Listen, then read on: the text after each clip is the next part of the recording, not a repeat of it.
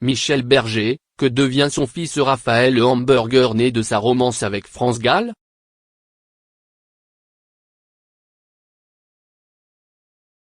Mort le 2 août 1992 à Ramatuelle, Michel Berger est un producteur et musicien emblématique de la chanson française.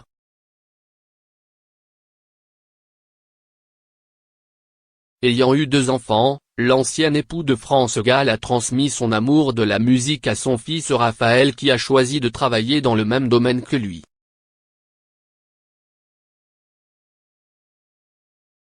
En couple avec France Gall durant de nombreuses années, Michel Berger s'était marié avec elle le 22 juin 1976.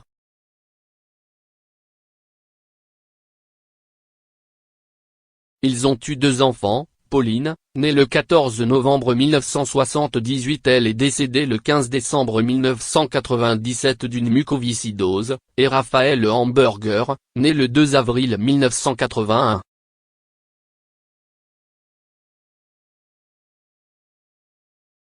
Très discret, leur fils a suivi les traces de ses parents dans la musique et est devenu un producteur de musique reconnu.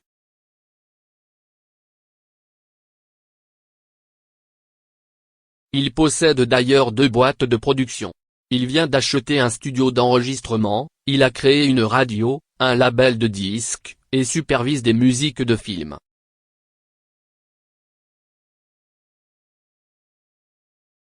Il ne montera pas sur scène avec un micro, il ne recherche pas la célébrité. Je suis ravi qu'il fasse des choses par lui-même, confiait sa mère en 2015 auprès de nos confrères de Paris Match.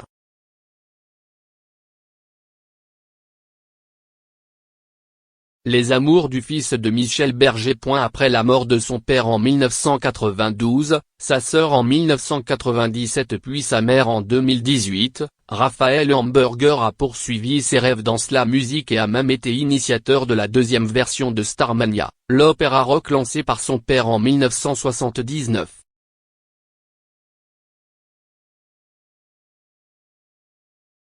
Une belle façon de rendre hommage à son défunt papa. Il n'a jamais officialisé de compagne et a toujours resté très secret sur ses relations amoureuses.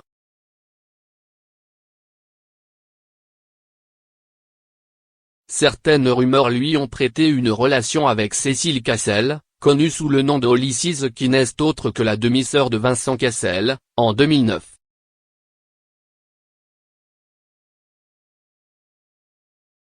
On sait par ailleurs qu'il est devenu papa mais l'identité de la maman n'a jamais été révélée.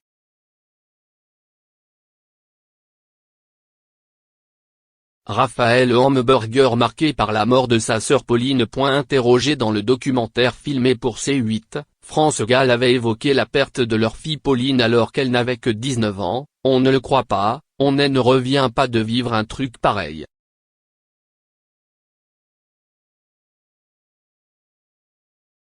On ne revient pas de vivre ça, parce que c'est justement le truc que l'on ne peut pas et que l'on ne veut pas vivre.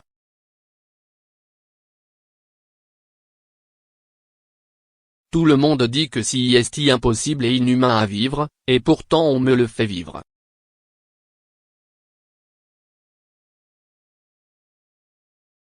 Je ne revenais pas que ça soit possible. J'ai tout de suite voulu être la maman qui réussit le plus au monde à survivre et à intégrer cette idée d'avoir perdu un enfant.